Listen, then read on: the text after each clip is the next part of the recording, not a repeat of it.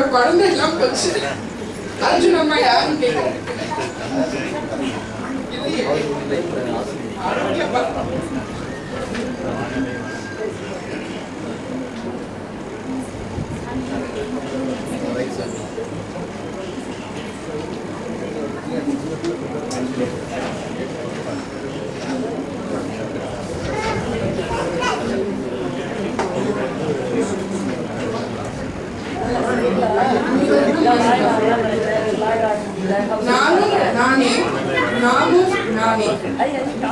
கல்லறை முதல் கல்லறை வரை உடல் உலாவரும் ஓர் உணர்வு நானும் அசைக்கின்றேன் என் கை கால்களை.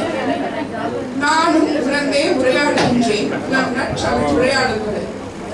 அதற்கு அப்பால் கலையோ கற்பனையோ அறிவியலோ அரசியலோ எதில் நான் முன்னிருவேன் என்று என்னை நானே அறிய முற்படும் பொழுதுதான் 1000 தாரகைக்கு மத்தியில் தனித்திடும் நிலவழி போல் ஒளிகின்றேன் நான். என்னால் முடியும் என்ற நம்பிக்கையும் என்னால் மட்டுமே முடியும் என்ற மமதையற்ற நிலையிலும் வளர்கிறேன் நான். அவமானங்களை கூட நேர்மறையில் அணுகியதால் தோல்விகளில் இருந்தும் வெற்றி நடை போடுகிறேன் நான்.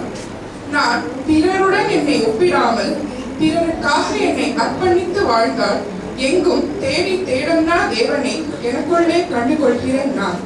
பணம் பதவி புகழ் நான் அடிமையானால் என்னை விட்டு விலகும் இவை. நான் அவற்றை மிஞ்சி கடமை ஆற்றில் கெஞ்சி புகழ்கிறேன் என்னிடம். விழுத்திருக்க வேண்டிய தருணத்தில் உறங்கினால் நான் மக்கிடுவேன் மங்கும் தங்கமான். உறக்கம் உணவு சுகங்களை தியாகித்தால் உயர்நிலையை எய்திடுவேன் இம்மையிலே நான். நான் யார் என்று பிறர் அறியா வண்ணம் விரும்பி வாழ்கிறேன் உளவாளியாக ஒரு புறத்தில். மற்றொரு புறத்திலோ நான் நானாய் வாழும் உரிமை பறிக்கப்பட்ட பரிதாப நிலை. யுத்த வலயத்தில் சிக்கிய போர் கைதிகளாகவும் பூசலுக்கும் சர்ச்சைக்கும் உட்பட்ட பகுதிகளிலும் எந்த நாட்டை சேர்ந்தது என்று வரையறுக்கப்படாத தேச எல்லைகளிலும் உழன்று திரியும் நான் என் அடையாளம் அழித்து போராடும் அவல நிலையில். அதாவது இப்ப பார்த்தோம்னா இந்த இந்தியா பங்களாதேஷ் அந்த எல்லை பகுதிகள், அப்புறம் இப்ப டிபெட் அந்த சைனா நேபாளுக்கு நடுவில் சிக்கி இருக்கிற அந்த டிபெட் இந்த பகுதிகள் எல்லாம் வாழ்றவங்களுக்கு அவங்களோட ஐடென்டிட்டி சுய அடையாளம் அது கூட இல்லாம அவங்க கடவுச்சீட்டுல கூட தன்னோட பெயரை பதிக்க முடியாது, வேற ஒரு பெயரை தான் வாழணும். அப்போ அவங்களுக்கு மனிதனுக்கு தேவையான நான் அப்படிங்கிற ஒரு இது கூட அவங்க நினைச்சு கூட பார்க்க முடியாது.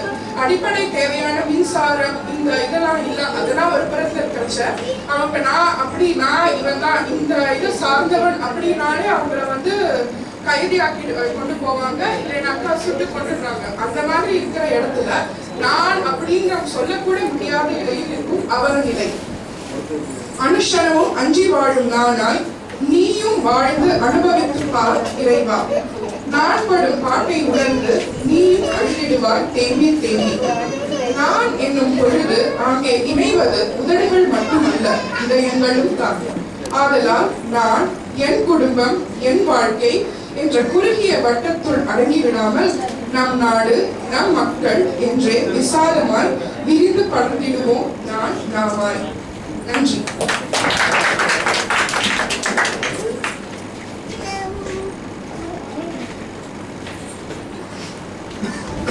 கவிதைக்கு நான் எதுவும் விமர்சனம் சொல்ல வேண்டிய அவசியமே இல்லை, அவரே மொத்தமா சொல்லிட்டாங்க.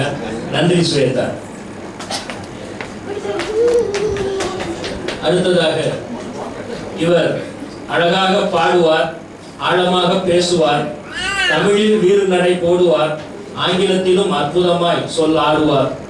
அவ்வப்போது ஊர் சுற்றுவார், ஊர் சுற்றியதை உற்சாகமாய் நம்மோடு பகிர்ந்திடுவார்.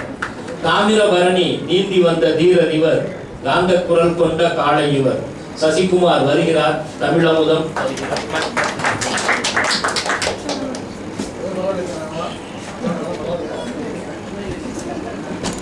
வெட்கமே இல்லாத என்னை வெட்கப்பட வைத்திருக்கிறேன்.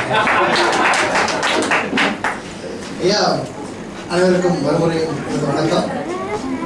இங்கே நான் எழுதிய கவிதையை நான் வாசிக்க போகிறேன். 5 நிமிடம்